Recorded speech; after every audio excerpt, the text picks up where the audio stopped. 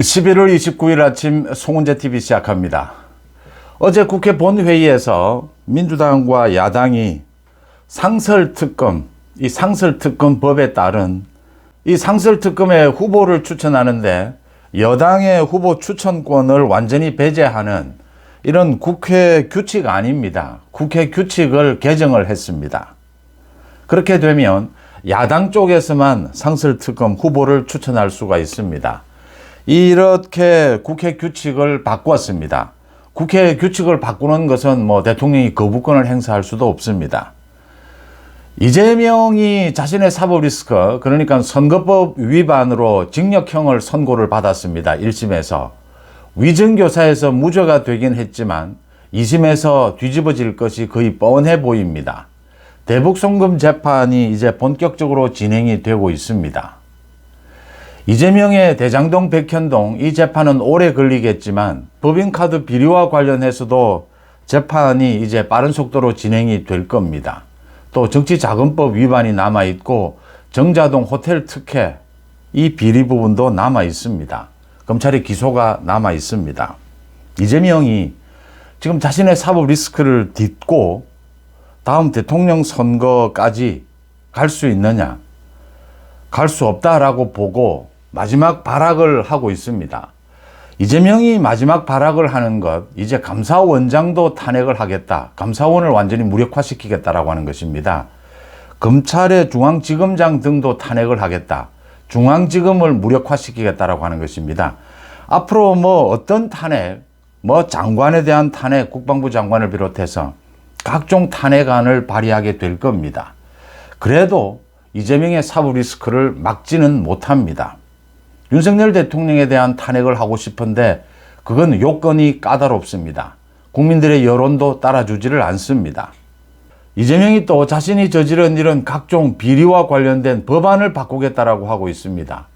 대통령이 거부권을 행사한 양곡법을 비롯해서 이런 법안도 또 재통과를 시킨다. 이건 대통령이 또 거부권을 행사하면 됩니다. 자신이 비리를 저지른 이 선거법도 바꾸자. 또는 이 선거법이 위헌이 있다. 위헌 제소를 하자. 그러니까 이재명이 자신이 비리를 저지른 그 법안들을 모두 바꾸자. 선거법도 바꾸자. 그런 식이라면 이 위증교사법도 바꾸자. 이런 식이 될 겁니다. 각종 법안을 바꾸자라는 시도, 또 위헌 제소 이런 것도 윤 대통령의 거부권, 헌법재판소에서 이 심리를 하면서 다 막을 수가 있습니다. 물론 국가 국정은 거의 마비 상태가 될 겁니다. 이런 식으로 감사원장 탄핵을 하게 되면 방통위처럼 이 절름발이가 되고 마비가 될 겁니다. 그렇지만 이재명의 사법 리스크, 이재명에 대한 처벌은 예정대로 진행을 할 수가 있습니다. 이런 많은 이재명의 방탄 행위 가운데 국회 권력을 이용해서 방탄하고 있는 이 가운데 가장 좀 이걸 막기가 힘든 부분, 힘든 것이 하나가 있습니다. 이게 바로 제가 좀 전에 말씀드렸던 이 상설특검입니다. 그동안은 이재명이 최상병 특검, 김건희 여사에 대한 특검, 김건희 여사에 대한 특검법은 또 통과를 시켜서 윤 대통령이 거부권을 행사했고 다음 달 10일 재표결을 하는 것으로 예정이 되어 있습니다. 그동안은 따로 법을 만드는 특검법을 만들어 왔습니다. 이재명의 방탄을 위해서. 그런데 이번에는 상설특검이라고 하는 이미 있는 법안입니다. 지난 2014년에 제정이 된 겁니다. 이 상설특검을 꺼내 들었습니다. 그러니까 김건희 여사에 대한 저런 특검법은 만들게 되면 대통령이 거부권을 행사할 수 있습니다. 거부권을 행사하게 되면 재표결을 하는데 200명입니다. 300명이 모두 이 본회의에 참석한다라고 봤을 때 그러면 국민의힘의 8명의 이탈표, 아마 지금 다음 달 10일에 저 재표결을 두고도 국민의힘에서 이 한동훈, 친한, 친윤 이렇게 해서 저 표결에서 이탈표가 생기지 않겠느냐. 지난번에는 4명의 이탈표가 생겼습니다. 지금 옥신각신하고 있는데 아마 제가 말씀을 드린 대로 이거 집단 기권을 하는 방식이나 논란이 많으니까 그런 방식을 택해서라도 이걸 막아낼 겁니다. 지금 한동훈 대표도 여러 가지 고민을 하고 있는데 이게 지금 한동훈 대표 끌어내리기, 흔들기 이런 것들을 일부 친윤이 하고 있기 때문에 그 방어용으로 친한 쪽에서는 아예 막 특검법을 통과시켜버리자, 재표결해서, 이런 이야기도 일부 나오고는 있습니다. 이제 이런 견제용으로서는 가능하지만 이 김건희 여사에 대한 특검 법안, 이건 재표결을 하더라도 폐기를 시켜야 한다라는 건 지금 이걸 재표결에서 폐기를 시키지 않으면 상설특검과 이런 특검법에 따른 특검이 다른 이유는 그 규모와 기간이 다릅니다. 검사 수도 상설특검은 5명으로 제한이 되어 있고 기간도 2달 안으로 제한이 되어 있습니다.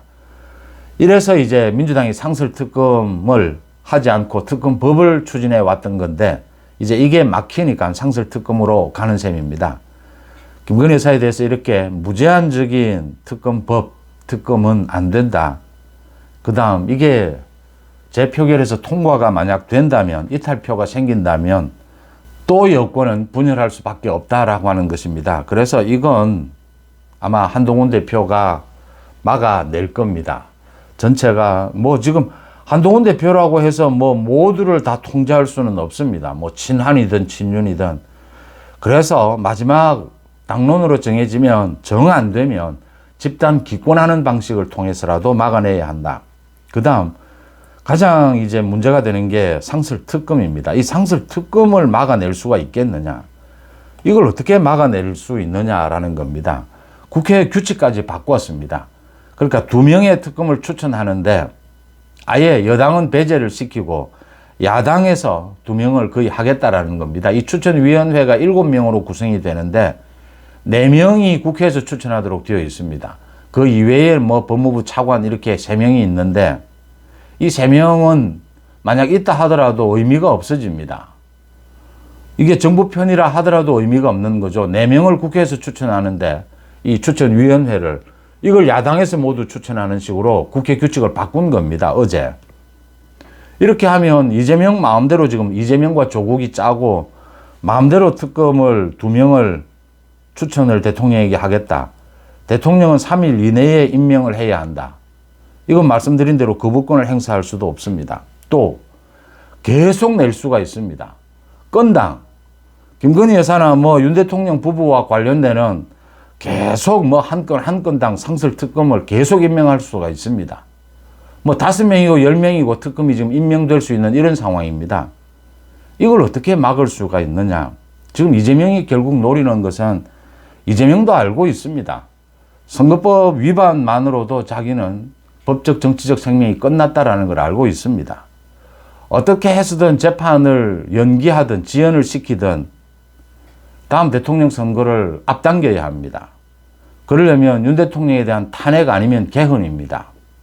방법은 탄핵 개헌을 하든 자신의 재판 지연을 노리든 윤 대통령을 압박해서 어떻게 해서든지 협치라는 이름으로 또는 윤 대통령과 손을 잡는 이런 방식이 아니고서는 지금 대통령 선거를 앞당기거나 재판을 지연시킬 방법은 없습니다. 윤 대통령을 압박하는 방법, 여론을 조작하는 방법, 상설특검, 민주당에서도 이 마지막 카드로 든 겁니다. 상설특검, 소위 살라미 상설특검이라고 하는데 계속 특검을 임명하겠다라는 겁니다. 국회를 통해서 민주당이 검찰 이 수사팀을 하나 만들겠다라고 하는 겁니다. 특검팀을. 이걸 일단 어떻게 막을 수가 있느냐. 현실적인 방법은 위헌 제소를 일단 하는 것입니다. 그러니까 이 국회 규칙 개정, 이게 위헌이다, 위법이다. 이게 여야 합의하도록 이렇게 되어 있는 것인데 대통령 가족에 대해서는 여당의 추천권을 완전히 없애버리는 이 국회의 규칙, 이런 식의 규칙은 위법이고 위헌이다. 이 헌법재판소에 이제 쟁의심판, 위헌 제소를 하는 방식입니다. 그런데 시간이 많이 걸립니다. 헌법재판소에서 이 심리를 하게 되면. 그 전에 대통령이 국회에서 이 상설특검, 이 2명을 추천하더라도 3일 이내에 임명하도록 되어 있는데 임명하지 않고 버티는 방법입니다. 임명하지 않았을 경우에 어떤 규제 조치가 없습니다. 이제 대통령이 이게 위헌 제소가 되어 있다, 위법 이 위헌 요소가 있다라고 해서 상설특검을 임명하지 않고 버티는 방법입니다. 그걸 위해서 이제 위헌 제소도 하는 것이죠. 명분 쌓기죠. 또 위헌 요소도 있는 것이고. 그렇게 버티게 되면 민주당은 계속 살라미 상설특검으로 상설특검을 계속해서 요청을 하게 될 겁니다. 대통령은 계속 임명을 거부하는 이런 사태가 벌어질 겁니다. 민주당은 이제 이걸 가지고 대통령이 법을 위반하고 있다. 3일 이내에 상설특검을 대통령이 임명해야 하는데 임명하지 않고 저렇게 버티는 것은 법을 위반하고 있다.